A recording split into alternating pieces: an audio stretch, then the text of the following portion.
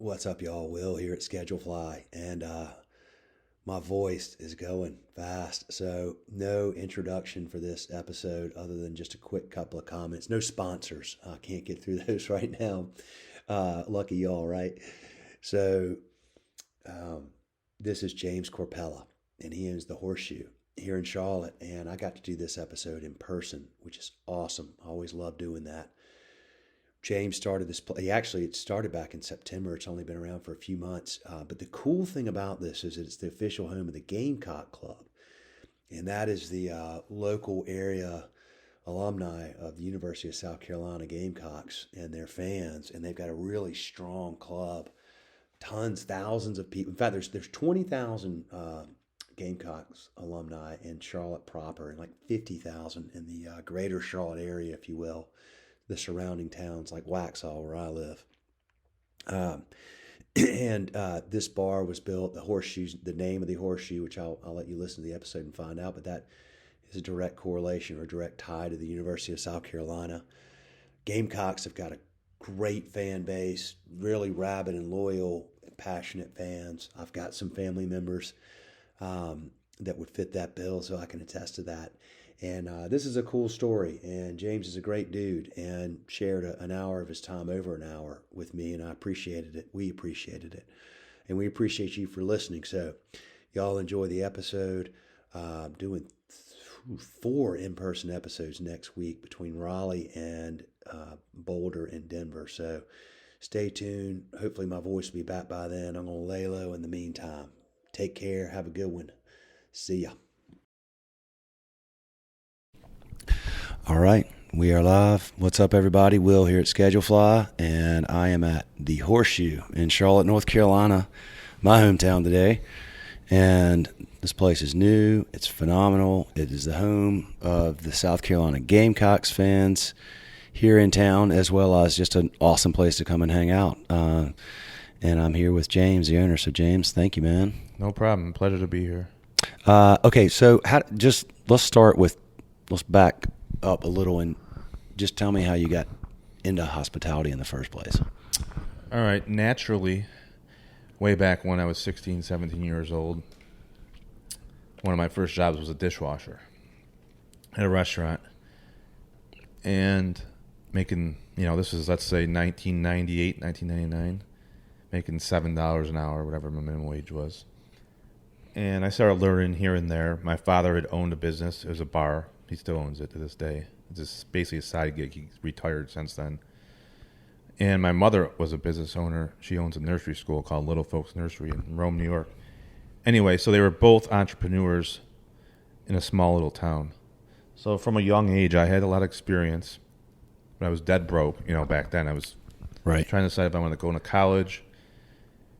They were very adamant I was going to go to college. I didn't know how much college cost back then. Or else I would have went to a state school, but I ended up going private. But anyway, so dishwashing, I got to college, St. Bonaventure University, which is Western New York, near Buffalo. And my major was business management.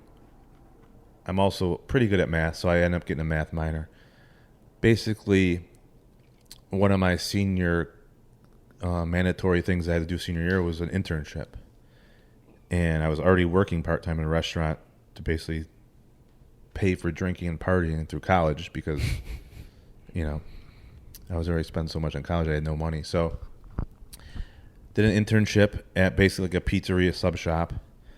And then from there, we're going way back. So I graduated in 2005. I went there 2001 to 2005. Going back to the hometown, small little hometown, 35,000 people, no money there. Syracuse is the biggest city closest, which is 45 minutes. It was pretty much stay around there after college with a business management degree or go out in the real world and figure this thing out. So I graduate May of 2005. August 2005, me and one of my best friends pack our cars, drive cross country to Las Vegas. I had $1,500 in my pocket that I had raised at my graduation party. Well, if you know what happened Labor Day weekend of 2005, Hurricane Katrina hit. So our gas budget went from like $250 to get cross country. It was about $35 drive. Oh no! It went from $250 to about $500, so it doubled. We weren't ready for this. Between food, drink, hotels, the 2 days to get out there, we get out to Vegas. I got $800 to my name. Now this is 2005. No mattress. We just had a lease on an apartment that the other kid I moved with, just had to lease an apartment, so we didn't have any furniture. We had nothing. So I had a couple bags, college degree, bubble TV. Flat screen TVs were like $5,000 back then. Right? Yeah. So we didn't have anything. So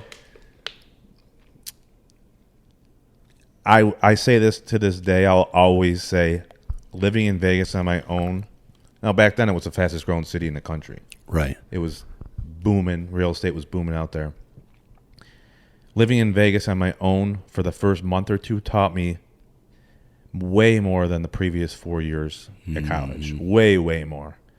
And now you can go back to the debate like the politics. Oh, you should, in high school you should be teaching them how to balance a checkbook and write cursive and all that stuff. These days they're not doing that stuff. All the old school type of teaching is basically out the window. Now everything's on the iPad, your iPhone, blah, blah, blah. I'm not a fan of that. I'm a fan of the old school teaching, like we were talking about schedule fly. Well, after a few years, hospitality, real estate, got into real estate out there, and if you know, wait, what year was this? So I moved there 2005. Okay, I got right into subprime lending, which is basically It was a management and trainee position at a finance company. Okay, really subprime, like literally your car loan rate would be 30%. Your mortgage rate might be 10%. Little stuff like that taught me about life, like what credit was. That's another thing. Like a lot of people say in high school right now, they should be teaching you what credit is, what finance is, blah, blah, blah, not what happened 30 years or 300 years ago. It's a great debate on what is important and what isn't.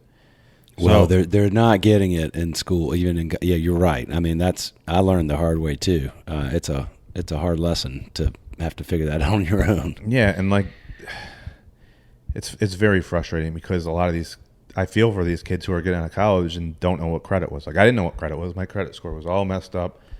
All my small little credit cards were maxed out, and I had never been taught. I was from a small little town where you paid cash for everything back then. You didn't really have credit cards and blah, blah, blah. Now credit basically rules the world. Yep. Banks rule the world. So that was 2005. I moved out there. By 2008, I was in the real estate business. And when I tell you, this is not an exaggeration, I'll admit it now, it was so booming out there that we were working maybe 5 hours a week. Maybe. Because we had a loan processor who would process the loans, pay her a small amount, and then the loan duration, nothing was regulated back then before the big crash. Nothing was regulated. Like there was stated income loans, which I don't want to get too off topic here, but state income loans that. Oh, these are those no doc loans where you just say, I make this amount. Let's say you prove your income and you get 6.5% back then was a good rate. Yeah. You could go stated income loan, it might be 8%, but the same person that would only get approved for, let's say, a $200,000 house back then, you go stated, you might get approved for $500,000, even though you can't really afford it. On paper, you can get approved for it. And we could dive deeper, dive deeper into that, but that's really what caused the crash. There's a lot of people who weren't financially adequate for these loans were giving them. I could tell you horror stories. Anyway, again, it was the fastest growing city in the U.S. by far. And you know how it was back then. It was all over the news. Yep. Well, everything comes to a screeching halt. L.A., Vegas, Florida, everything crashes. Now, that same best friend that I moved out there with, very frugal with his money, very smart with his money, bought at the dip. So he bought in 2011. He paid $130,000-ish for a 3-bedroom, 2-bathroom house in Vegas.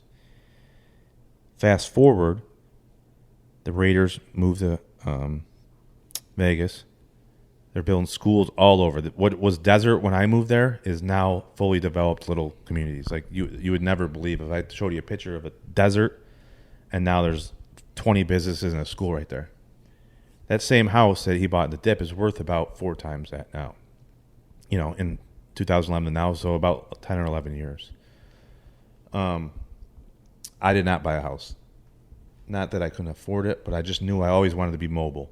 And I always knew that in the back of my head, no matter what happened, once I made some money, I want to open my own business. Yeah. Both my parents, to this day, still own their own businesses. And, it was always something I wanted to do. I always wanted to be my own boss. I had the experience. So, that crashes. Literally, it was like a screeching halt. Almost what happened a few months ago in Charlotte. Like, everybody, no, you can sell your house fast enough, make a crazy amount, and then boom, the rates, the way go up, and nobody's selling houses anymore. So I'm like, what the hell am I going to do now? I had experience. I knew I wanted to own my own business. Real estate was basically dead for a few years.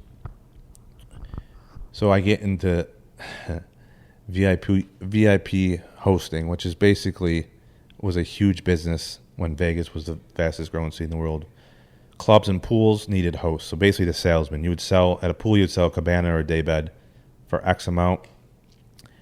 And it was just, everybody would descend on Vegas for these big weekends, Memorial Day weekend, Labor Day weekend, 4th of July. And you would literally work.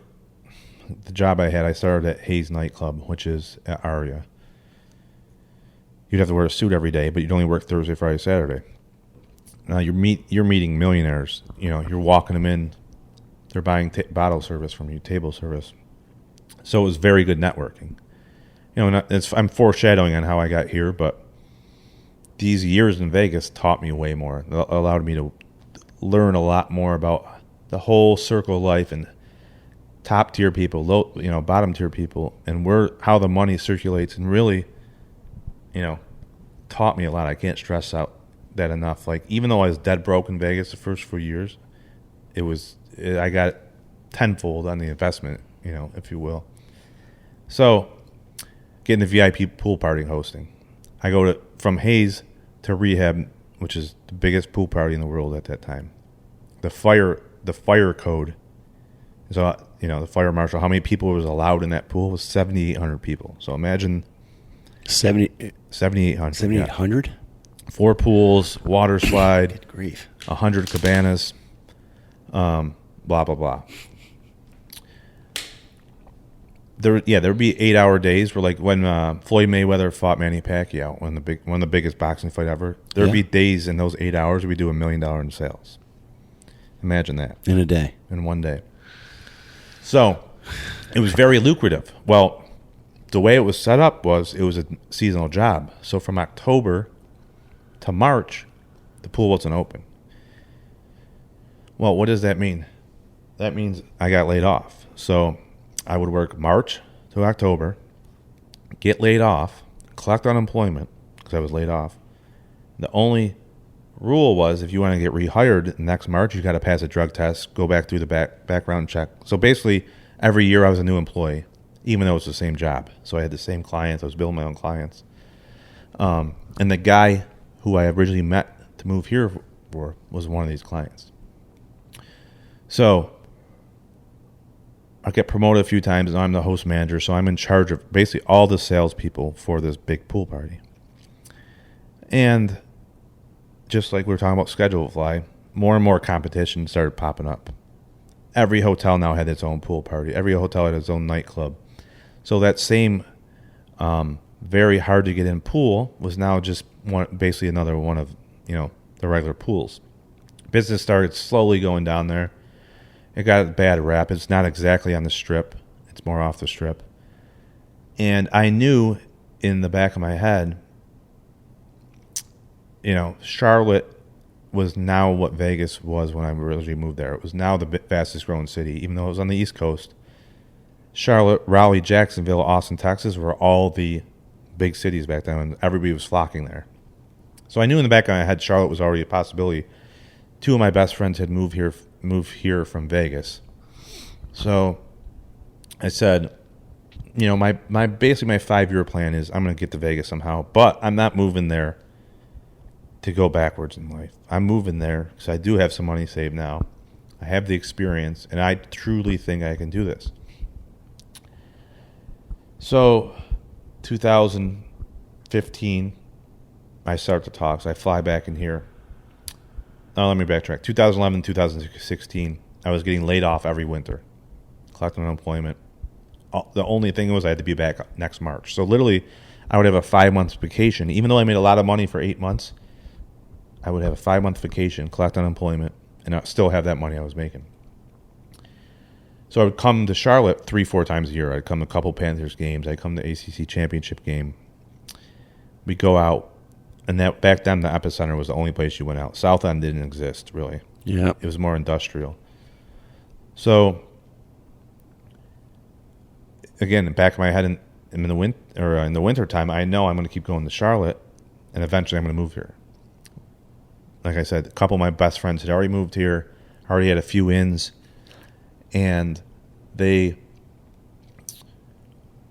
finally made the decision the summer of 2015. I get laid off in October, and I knew by spring of 2016 I wouldn't be back there. I told my boss, who was a close friend of mine, he was basically director of entertainment at Hard Rock, I said, I'm not coming back next year. He didn't believe me because I had such a cake job, literally working 8 hours, making a lot of money, getting laid off, collecting unemployment, traveling wherever the hell I wanted all summer or all winter long.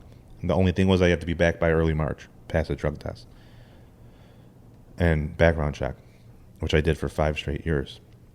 So he said, "You'll be back. I'm not looking for another manager." Blah blah blah. And I said, "No, I'm really doing this. I have an opportunity to open this bar called Flight in Charlotte." Again, nobody in Vegas believed me because I do like to gamble. I had lived there for almost 11 years, and I do it. I basically move here a week before New Year's 2015, so New Year's 2016. And I shouldn't say I moved here. I flew here with a couple suitcases and knew I wasn't going back to live, but I had a lease through May. So I lived with my best friend here in Charlotte, but I still had a lease in Vegas where I could go back and forth if I had to. May 2016 comes, I go back, fly back, pack a whole pod, get my car shipped, and get everything moved here, so I'm here for good.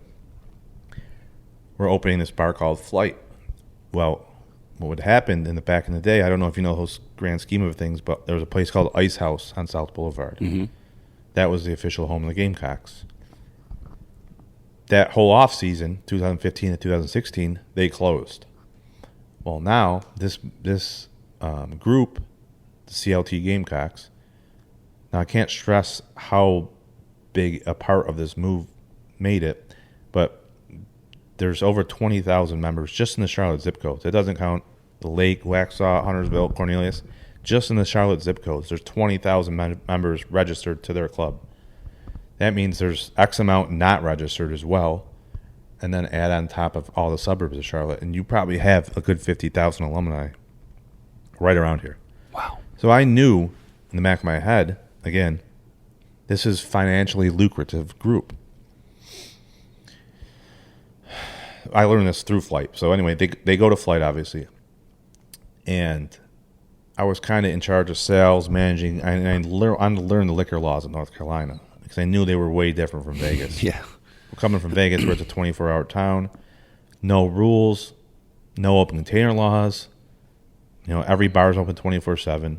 Every nightclub's open till about 6 a.m. It's way different than North Carolina. And they're like, oh, there's stamps on the bottles. And I'm like, what are we talking about? Like stamps? I don't even understand. Well, yeah, the state regulates liquor. All right, when I move there, I'm going to take a regular job for the first year, learn everything, and then slowly learn everything because I eventually, going back to the entrepreneurship, I want to open my own place. I have the experience. I have the college degree that hopefully helped me do this. So for the whole first year I work at Flight, we open it. It's crazy. it's now going back there. If you remember, South Carolina unexpectedly makes the Final Four in basketball. Yep. Nobody ever thought that was going to happen. So we went right from football season, which was chaos, into this Final Four run in March, and the news was there every week interviewing everybody, like videos. Well, the second game, the Sweet 16, or the second game of the tournament, they played Duke. Well, obviously Duke's a huge rival because it's local. They beat Duke. And viral videos went around of Flight basically being chaotic for these games, which was so much fun. Like, we had so much fun, like, becoming fans. We didn't even go to South Carolina. And me and the other managers were just riding the wave because we were literally couldn't. You had to schedule these, make these schedules, not knowing if they're going to win because it's one and done in the tournament. So if you lose, you might have 20 bartenders scheduled, and all of a sudden you got to tell them they're not working because they lost. So it was like scheduling on the fly. Not to be too punny, but we just had a rolling schedule. Where, like, you might work the next game, you might not because we don't know if they're going to win. Well, they make the Final Four. So then we had the news was there almost every day. The two heads of the Gamecock Club, the guys who run it, we bought them tickets to the Final Four because it was so financially lucrative that we want to take care of these guys. So they make the Final Four. They end up losing that first game in the Final Four, but it was well received, and everybody had so much fun. And it kind of kicked Flight off as, wow, Charlotte literally has the craziest alumni group for these guys. There's a big bar called Mason Jar in New York City, which is their other big bar because a lot of the graduates, either from Columbia, they come to Charlotte, or they go to NYC because banking. So that happens, and about a year into that, I finally get, long story short, one of the clients from Vegas who lives here, we get word that a lease is coming up for renewal, and the current owner isn't renewing it. We might be able to get in this place. We might not, blah, blah, blah. It's in South End. Well, this one doesn't have food. It just has beverages. So I can't really bring the Gamecocks there because they need food. You need to have a bunch of tables. You need them to show up. They're going to sit there all the game, eat, drink, blah, blah, blah. So I always knew in the back of my hand, but these guys loved me. They loved the way we took care of them because Flight was closing. So I knew they needed somewhere else to go. So I got with the two heads, and they're like, we would love to go back to the old Flight days and have it ran the way that was and have our own bar and blah, blah, blah. So I'll never forget this day, March 10th of 2020. I was about to sign a lease on a different location for this same bar. Well, there's this virus going around that nobody knows what the hell is going to happen with, called COVID. So the guy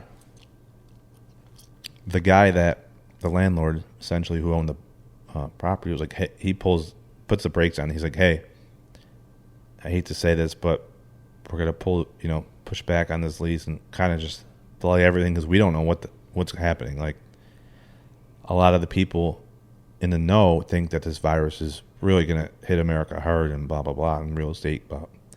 Well, looking back on it now, it was a godsend because, A, I would have opened, construction would have been shut down, even though I signed the lease. Probably had to pay for it. It wouldn't have got open in time, and it probably would have been open during COVID when there was no business. So March 10th of 2020 happens. I knew this spot that we're sitting in right now was available. I come by here with my real estate agent, who also owns a lot of businesses or buildings around town. And he's like, this is the spot. He's like, we've looked at 20 spots. I haven't been in love with any of them with my expertise. I would say this is the spot. Now, it's a little off the beaten path to start, but this whole area from South End to Lower South End is all going that way, towards Lower South End. He's like, I guarantee in 5 years this is going to be the new hot spot, blah, blah, blah. So I wasn't entirely convinced, but the landlords needed somebody to be the first one in and the first person to sign a lease, and they gave me a pretty good deal to go ahead and, hey, if you're one of the first people to sign a lease, we'll give you this, this, and that. And then sure enough, so I signed a lease. Then the dentist office in front, Fowles, and then Trio has just recently started construction now. So that is basically how we ended up here. It was kind of a lot of just random little lucky things happened along the way. We took good care of them back at Flight. It's a very financially lucrative group. They'll tell you, like, we'll be here every week to party. We just want to have a good party. We want to have some drink specialist shots, blah, blah, blah. And we're always going to show up. If we lose by 50 or win by 50, we're probably going to party the same way on these random games, which is crazy. It's a lot of these clubs, they lose, they'll cry, and they'll pour out of there crying and not come back again. These guys are very loyal. They just want to be taken care of. They want their own bar. There's some places around town that try to house multiple alumni clubs, and it doesn't really work for a group of this size because there's so many of them. So the name the Horseshoe came from, again, let me reemphasize. I did not go there. A lot of people think I went there. Well, it's funny because I didn't know. Like, my wife told me, I told her where I was coming. I was like, I'm going to go interview the guy that owns the Horseshoe, and it's in South Carolina. She goes, well, yeah, no, well, that's a perfect name. I'm like, what do you mean? Mm-hmm. So, tell about the name. So it was, again, I had been talking about the two heads of the club about the name. I was like, I want it to be not too subtle or not too emphasized where if you went to Chapel Hill or Clemson or NC State, you won't come here. Like, you're going to boycott it. But I also want to have some meaning behind it. They texted me a list of probably 10 different names. And then I looked at them, consulted a few of the people I trust the most, and we kind of landed on the Horseshoe. I was like, there's a lot of different meanings you can go with it. Like, horseshoes are notoriously lucky, good karma. I actually own a few race horses. So everybody thought it was doing with my horse racing fandom and ownership, but it has nothing to do with that. And it all comes from on their campus, which I've never been to this specific area, but the most popular part of their campus, like the quad area, is called the Horseshoe. And that's literally the simplest explanation of where the name came from. And, it's been well received. The colors kind of fit for the garnet and red. And, yeah, that's pretty much the history of what's happened. Now, I will say that the team is now 5-1 since we opened. They're not, everybody knows they're not the best team in the country, but they're 5-1 since we opened. We missed the first 3 games of the season because we were pushed back for construction reasons and permitting reasons. But we're 5-1 since, I shouldn't say we, but yeah, we're basically an honorary alumni now. But we're 5-1 since we opened. They're bowl eligible, and everything is basically being built because next year, like last year was Georgia Clemson. The kickoff classic at Bank of America is always a huge, huge game.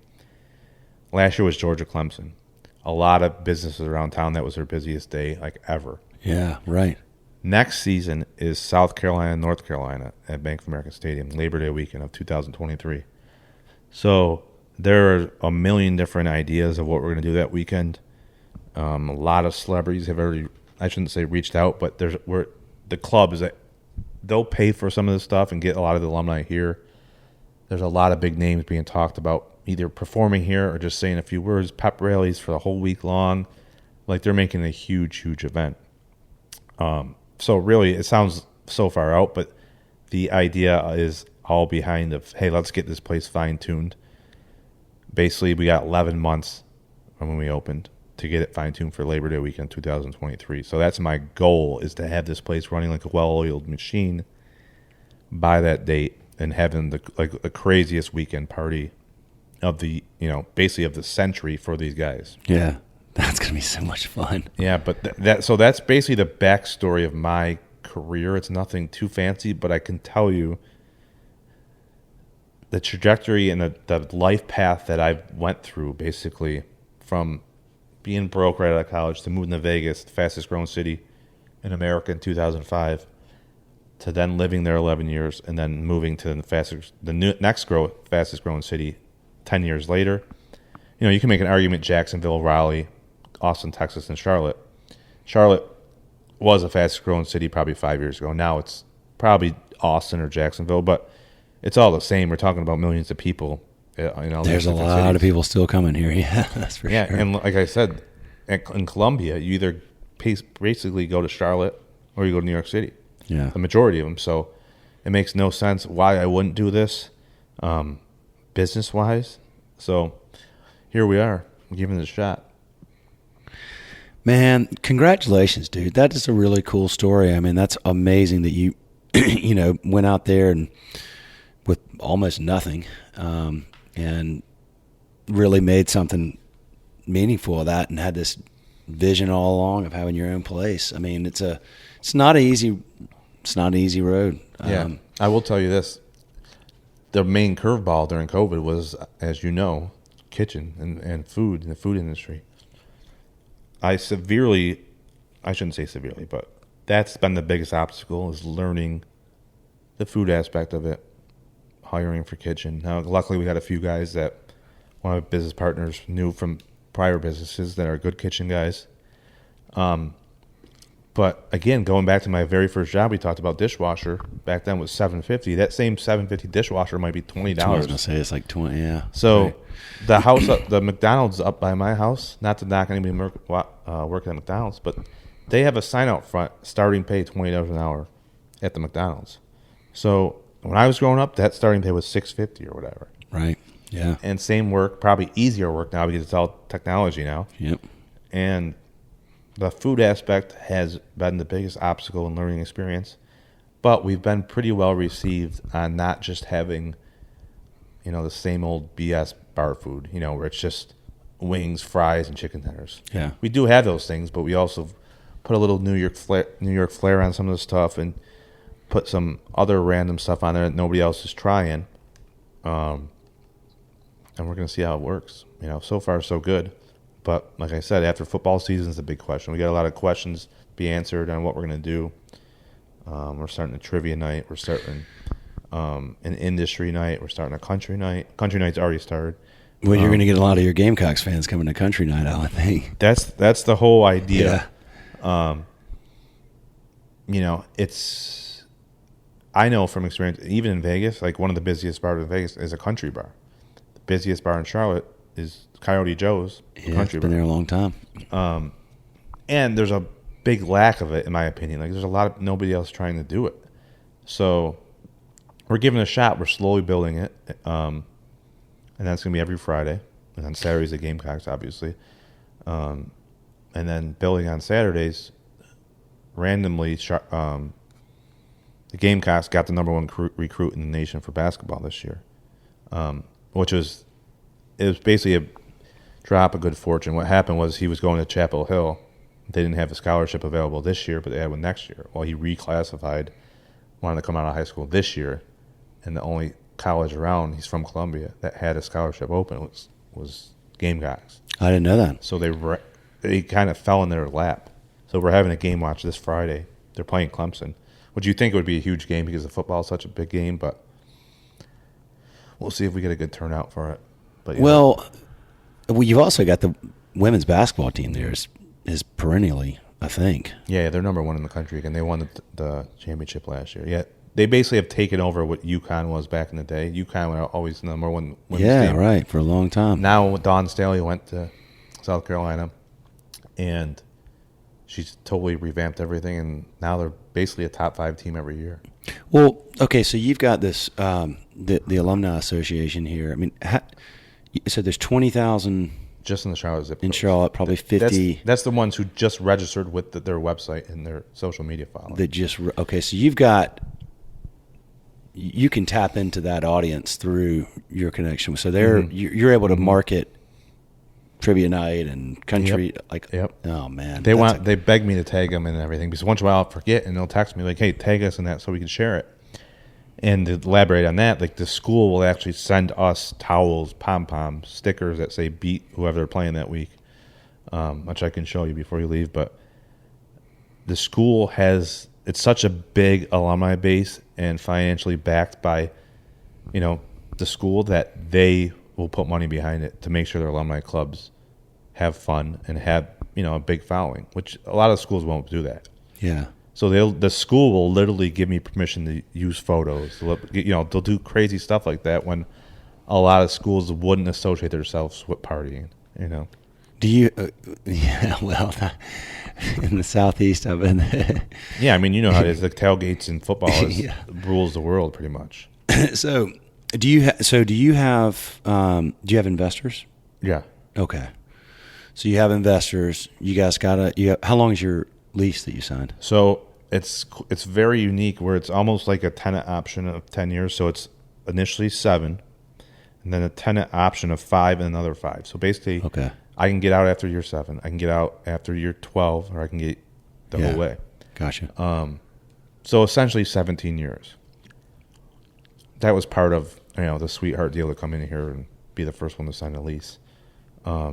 And the reason why I took the back half is because of the patio. I wanted to have the patio space. Patio is awesome. Yeah, if you're around Charlotte, you should definitely come check this place out. Gamecock fan or not, I love this private room in here, man. I've got my wheels spinning about some things we could do here, friends and family stuff. But like I said, we got a lot of Gamecock fans around. Yeah, we get people. Like I have a party booked in here the 19th. They play Tennessee, and a lady called and she's like, "Are we allowed to book it even though we're not Gamecocks alumni?" I was like, "Yeah, anybody could book it." She said, "We're just fans. We're coming from, I forget the town they're coming from." But going back to that flight thing, like the videos went so viral that literally, if you're a fan within 2-hour driving distance of Charlotte, you're probably coming to one of these parties just to party with other Gamecocks fans. Yeah. So you've got a group of folks that invested in what you're wanting to do here. Is that mostly Gamecocks? Like other, are you asking if the investors are Gamecocks? No. It was I just basically had the business plan together, and they're friends of mine, and they were in the restaurant business before, so I don't really have any like random people I've never met that are just giving me money. I'd much rather keep it close knit. That's what I was going to ask you about that. Yeah. And wise decision, man. Yeah, I mean, and going back to COVID again, like our budget was X at one point, and then all of a sudden it was about 1.5X 2 months later because of COVID. So right, the supply chain, and luckily the GC was a really good GC in there. They're well dialed in the restaurant building process. So my architect, my interior designer, and the GC really made this place come to fruition because I'm a single guy who doesn't really care about interior design or whatever you want to call it, colors. I'm colorblind. Not that I can't see colors, but shades of colors. Like I could care less some of this stuff. And they're like, if you're building out this nice bar, you got to consult with the architect and interior designer. Who are your architect and interior designer? So my architect is a lady named Connie Spencer. She's out of Fort Mill, TKK area. Very smart lady. She works hand in hand with the GC, which is Duray. Have you heard of them? Duray, Doerre. They did Suffolk Punch. They did Town Brewing. Okay, I just saw. Yeah, okay. All right. They did a little bit fancier, breweries that kind of get the wood feel in it and not just metal and 2x4s all over. Like the more cozier brewery type places, exposed ceilings, stuff like to make it look a lot better than just drywall. And then my interior designer was a girl named Steffi Calderon. Her brother is one of my best friends. He went to the same college as me, and she was getting out on her own to do her own stuff interior wise, and this was going to be her first real business. She was doing a lot of houses and random stuff, so she was a godsend and big help here, because she wanted her name on a business, to get more business, and she's been out on her own, thriving now for about 2 years. She did a great job. Yeah, it's fantastic. Yeah, a lot of people don't realize, and that's probably a con when there's a lot of pros, but not a ton of cons. One of the cons about this place, I would say, once you introduce the Gamecocks partying like that, everybody just thinks automatically it's a bar that just gets crazy and there's drunks all over, and it's not very classy and fancy at times. The crazy part about this place is it's only like that Saturday game days, and then the other 6 days, you could tell me if I'm wrong, but it's a lot more nicer than a dive bar. Oh, So it's, gosh, yes. but yeah. No, but if this you see place those is great. videos, you're like, Yeah. oh, there's no way that place is nice. There's probably Right, garbage. the and- image it conjures up is probably like the Right. classic dive bar image. No. This place is extremely nice and very well appointed, and just I mean, you wouldn't come in here and think like, oh, this must be where. Right, and Yeah. it's probably, you can call it an identity crisis, but that's probably, if you had to ask me, the only thing that's went wrong is that I would suspect that that's in people's minds, if you know what I mean. Like, it gets so crazy on those days that people probably don't even think chancing it come here on the other days. When that's just an obstacle we have to overcome now. Yeah, you will, because you've got this. The good thing is you've got such a focused business and a focused group to market to that you'll just. I mean, it's like anything. Like it's a grind for a while, and you have to be patient and have the long view. But you've got so many good ideas, and you're going to have people that are going to come here, and then maybe they come to the trivia night or whatever, and they're like, wait a minute, this place is really freaking. Like it's just it's a tough business to just hang a shingle out and get busy, but you got an awesome network to And build off. That's what I've been saying for years, is a lot of people don't have the luxury of opening with 20,000 guaranteed Yeah, dude. customers. I think it's brilliant. Now does that paint a negative picture for the rest of the fans who aren't Gamecocks fans? I don't know, and we'll see, but at least I have them, their loyalty. We're about to start going live on DoorDash and Uber Eats and that stuff, to get some of the food out there as well. Yeah. Because I truly do. We'd have some of the best bar food, around, and I want to go not too bar foodish, like I said, wings, tenders, and whatever, Yeah. but also not too fancy. So like we're somewhere in between. I was quoted in one of the news things was calling it a bar restaurant, half bar, half restaurant. Yeah. Right. So we'll see. It's we already haven't even been open 2 months yet, and I mean, you've seen some of the videos. It's been well received so far. Heck yeah, man. Well, one thing is, I can tell you without exception, having being married to a Gamecocks fan and having several in my family, that is a hardcore, loyal group of people that, I mean, I would imagine that you're going to have a lot of people that are here often because, they really do support that school and that team and all of their various teams. But that is, I mean, you got that's a good school to be associated with for sure. It's impressive actually how I have, like I said, my wife didn't go there, but she is adamant about the Gamecocks. Yeah. I mean, if you live anywhere near there, I mean, all these colleges are pretty close to each other in North and South Carolina. But if you live anywhere close to the campus, you're automatically a Gamecock fan. And same thing in these other towns. Raleigh. Dude, you're either a Gamecock fan or a Clemson fan, pretty much. If you live in South Carolina, it's like pick your side. And unless you went to the other schools. Hold firm. But it's just like, I have a good friend that was a football coach at Navy, and I compare it. I don't want to compare it to armed forces, but the Army-Navy game is literally like, for their with their bonuses and their yearly progress report, the only thing that matters is if they beat Army. Yeah, it's almost like that this way. Like, the only thing that matters to these two fan bases are if they beat the other one. So if South Carolina went 0-10 in their last games against Clemson, they beat Clemson. Successful season. They would love it. Well, look, I got to tell you, I mean, Gamecocks are, like you said, they're 5-1 in the last 6. They're looking pretty good. And then you've got Clemson just got smoked by Notre Dame and exposed. So while going into this season, I would have told you, like, there's no way South Carolina's going to beat Clemson this year. I would not be surprised at all at this point if they did. Yeah, the only problem is it's at Clemson. The week before, they play Tennessee at home. I think they have a better shot at beating Tennessee. Tennessee got exposed too. Yeah, I would love them to beat both of them. Yeah. But yeah, again, it's just like you see, like if Clemson or Alabama, like Alabama lost last week, and literally Gamecocks had the game in hand. There's a bunch of fans just sitting there pulling against Alabama. Yep. They were going crazy. Even though LSU is still technically a rival in the SEC, they much rather just see Alabama lose. They don't care who beats them. I think that's like a national sentiment. I think if you're not an Alabama fan, I was cheering. I watched that game. I was cheering for LSU. But no, you're right. I mean, football in the South, particularly in the SEC, is just like nothing else. So, great fans, great loyalty, great rivalries.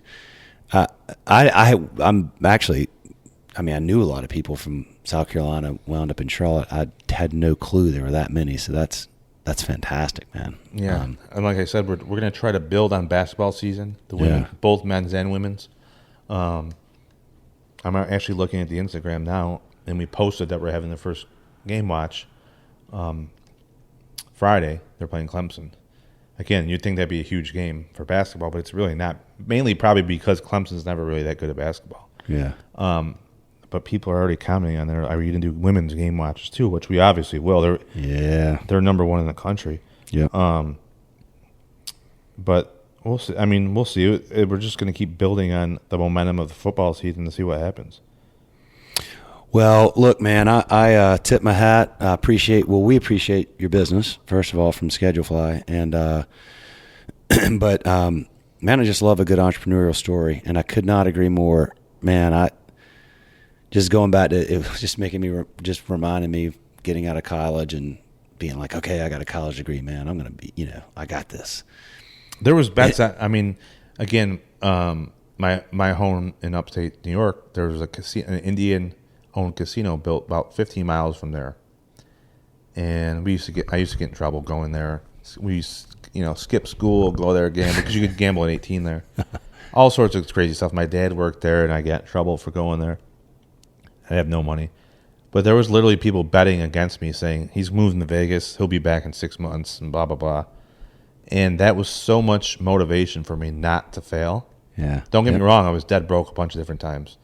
But we always made ends meet, and we always survived. Because I knew I did not want to go back to a small town, which there wasn't a lot of money or whatever you want to call it, nightlife, action, nothing. There was really nothing there.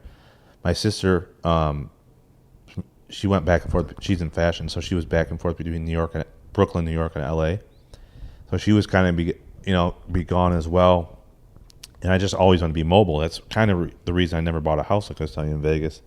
Is I always knew in the back of my head I wanted to be mobile and not be tied down somewhere when I was still in my early 20s, late 20s. Yeah. I wanted to be able to go wherever I had to go and wherever life took me. And, fast forward, I actually bought my first house January of 2020. So right before COVID hitting. It's a pretty big house. I went again against the grain and bought a big house for my first house, which is kind of unheard of. But I just had so much experience and learned so much about credit and rates and everything. I didn't really want to do it until I was very financially set, and I didn't want to be stuck somewhere where I didn't want to. I couldn't just get up and leave. Like if I would have bought in Vegas, I would have sold my house before I moved here. But going back to what you were talking about, this reminded me. Like I'm always one to go against the grain. I'll do crazy stuff that nobody will even think of doing. Drink special wise, food special wise, just to see how receptive the market is to it. A lot of business owner would say, "Oh, you got to have X amount of food costs. You got to have X amount of pour costs in your liquor and beer just to make ends meet." Well, who's telling you that?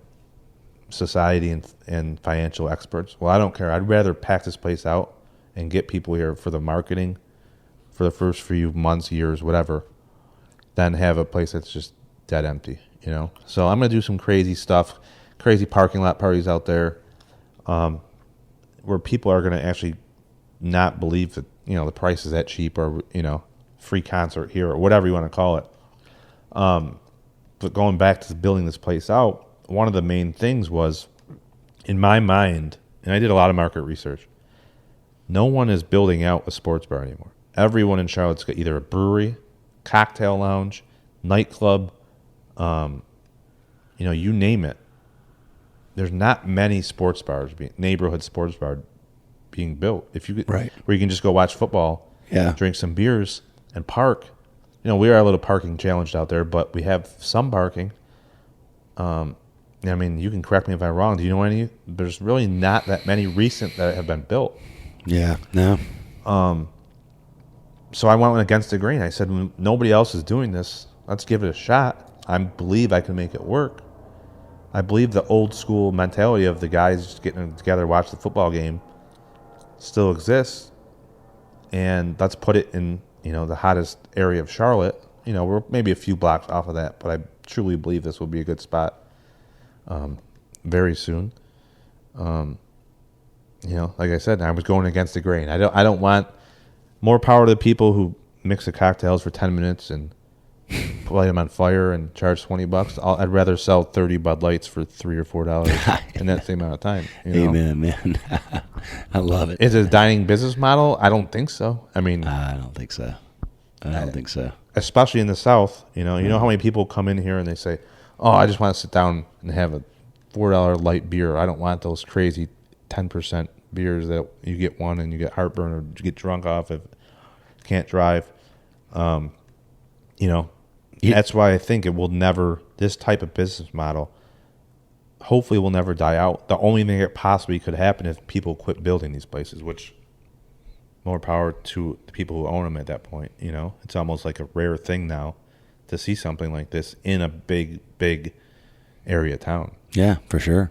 You can find places uptown, Epicenter, that were like this, but again, it's after COVID, there's not a ton of business up there. No, the only question I have when I get a beer menu now when I go to a place is that I just say which one has the least amount of alcohol, because you get to a point, I don't need the 8%. I literally, it's funny you said that, because I'm normally just like, can I just have a Bud Light? Yeah, and that's I'm the same way. Like, I'm just a light beer drinker, and I'll do a few shots. There's a few random fancy beers I like, the IPAs and everything. I'm just not a fan of them. And again, to each their own. But I'm almost positive everybody will drink a light beer. Not everybody will drink a IPA. Yeah, that's true. I mean? That's right. Anybody who went to college, you grew up drinking cheap light beer, pretty much. Yeah, man. When I went to college, we didn't know what the hell the beer was we were drinking. As long as it was light and you do keg stands, right?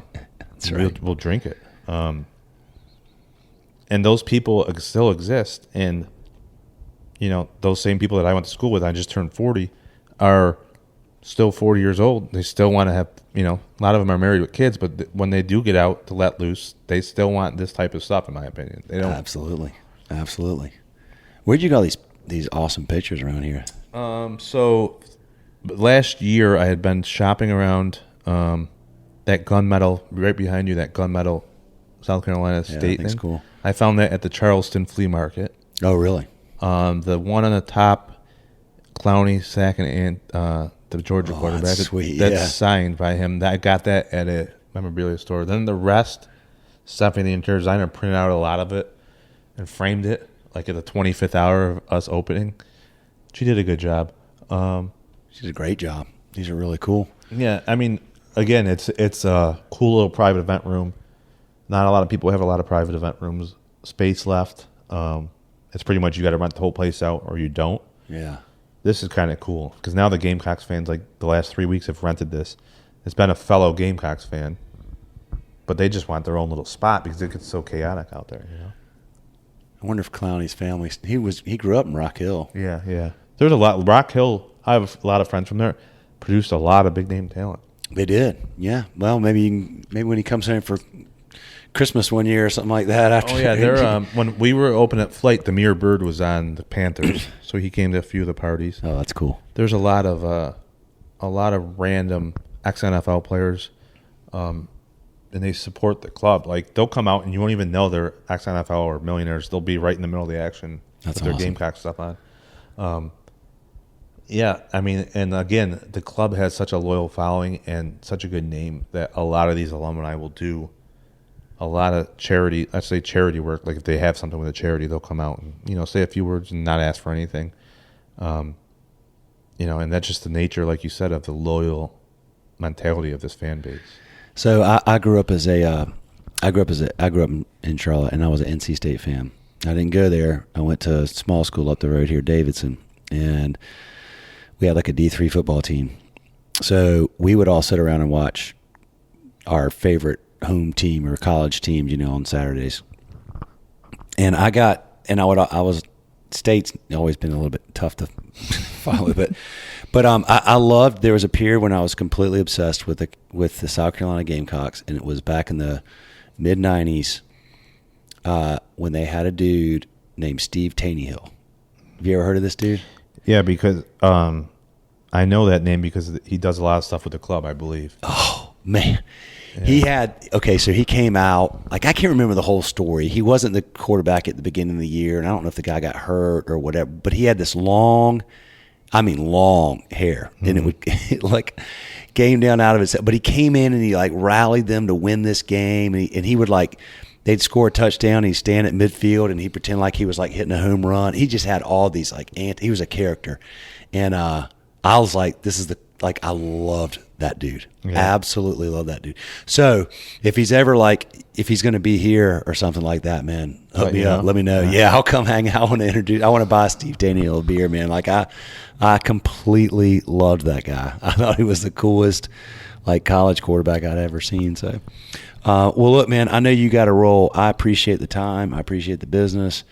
This is an awesome place, and I'm definitely going to tell all my friends and family about it, and I'm going to come hang out here, man, for sure. My brother-in-law and his wife, as I said, they're mid-20s, live somewhere in this general part of town. Huge Gamecock fans, so we'll come down here and hang out with them for a game sometime. Like I said, we've had such a good reception of the fans already, but every week we still hear people, "Oh, we didn't even know this place was here." And I'm thinking in my head, if you got social media, you had to at least hear about this place by now, but there's so many of them. There's a lot of people. So many of them that you can't nearly touch them all, even with social media, which is crazy to think of in these days because everybody has social media. But the problem with social media now is there's so much noise. It's hard to rise above the just constant, there's just so freaking much, Yeah, it's hard to get people's attention unless they're already dialed in. But then when you got them, right? Then you got them, and they'll stay tuned. Yeah, and we've learned, from education, if you post too much, people are going to get annoyed and stop following you. Yep. Or if you have too many ads, they're going to just cut you off. So, 1 or 2 posts a week is all I'm doing right now, but our website's about to go live soon. If I give you an idea, the first 3 weeks, Gamecocks won the first 3 games. We didn't even have a phone. We didn't have wine yet. Not that they really need wine. Yeah. But there's a lot of stuff. We just had to open so fast right in the middle of football season that we're still, we had the grand opening the 3rd week in October, and we're still building onto what we have here. But again, going back to the reception, it's been a well-received bar for them. And again, going back to, like I said, I'm against the grain and different than a lot of business owners. I let them get up on the chairs, wave their flags, wave the towels, go crazy for Sandstorm. When a lot of places wouldn't let them do that. Yeah. And that was when I was with the architects in the GC a year ago. I'm like, listen, just get me this bar bill. I'm, as crazy as it sounds, I'm building a bar to let them trash it once a week. And they're like, what? Like, they thought I was crazy. And I show them the videos from the Final Four, and holy, you're going to let them trash it? I was like, yeah, that's part of one of the deals of having a club is you got to let them party. You got to let them act a fool, if you will. And you just know it's all in good fun and, try to keep them safe. We don't let them do anything crazy, but keep everybody safe. But it's such a crazy, even when they, get a first down or kick a field goal, they go nuts out there, So, and the DJ, the other cool thing is the DJs are well-versed with them. They know the chants and the fight songs, and if it's a really big play, they play Sandstorm, and the school sends us towels, white towels, to wave around, and it's just, it's a whole process involved in this club. A lot of people don't know the behind-the-scenes stuff. Literally, everything that goes into it weekly just to get them here on Saturdays and make sure they have a good time. And it's a lot of contact with me and the club heads. But it's been a godsend. It's the lifeblood of the place, obviously, and it will get us through as long as we continue building this place and hopefully get it busy 7 days a week versus just 1 or 2. You will, man, dude. You've got a very clear love for the business, for the industry, for what you do, for this, and clearly for this fan base, man, which you've, like you said, honorary, like an honorary graduate now. I assumed you went there. So, I mean, the amount of. Everybody does. Yeah. I mean, it's, but dude, it's amazing that you were able to come in and build that relationship with that group and build this place out and honor that university the way you have, man. Like, shoot, that's going to come back 100 times. I can guarantee you that. Just keep doing what you're doing, taking great care of people, and letting them have fun. That's all they were looking for. Yeah, I mean, and that's going back to the VIP hosting in Vegas. Is I literally learned you never judge a book by its cover. Mm-hmm. In Vegas, the billionaire could look like he's homeless walking in a casino, which is true. Like, you could see these guys rolling out of bed basically, but they're millionaires. And you treat them the wrong way one time, they're not going to come back to your hotel. There's 100 other hotels and casinos that they can go stay at where they're VIPs and get comped rooms. So I learned from a young age, you got to treat everybody the same. The golden rule, whatever you want to call it. You got to treat everybody the same. And in the VIP hosting world, you got to take care of them. As long as you take care of them right once, they'll come back to you forever. I can tell you crazy stories about back then. Like, I worked for a group where if you got a text from them or an email, you had to respond within 15 minutes or you're basically fired, just because they want to make sure you're always on your phone taking care of these clients. And that's kind of where it came back to. Like, I'd much rather sacrifice a few hours of my own time. Like, I'm not very normal. Like, I'm an owner who you'll see out there cleaning up the place in the middle of the game. Like, I'm not too good for anything. Yeah, good. I'll wash dishes. I'll do anything just to make sure that the people I'm supposed to be taking care of are taken care of. A lot of people won't do that, Yeah. or they'll pay somebody to do it and not know if it's really getting done right. I'm too, whatever you want to call it, stubborn and hands-on. Because frankly, I'm still I would say I'm a young 40 where I don't mind doing this. Do I want to retire early and eventually a few years down the line, wean my way off of having to be here every day? Yes. But at the same time, for now, my word's the biggest thing to these guys, and I want to make sure they're taken care of. And, never want to go to a different bar, pretty much. Love it, man. I love it. You're doing it right, brother. Well, good. Well, thank you. Appreciate it. Yeah, absolutely. I see, dude, you're a busy guy. My thing's just popping up, lighting up. All right, we'll call this a wrap.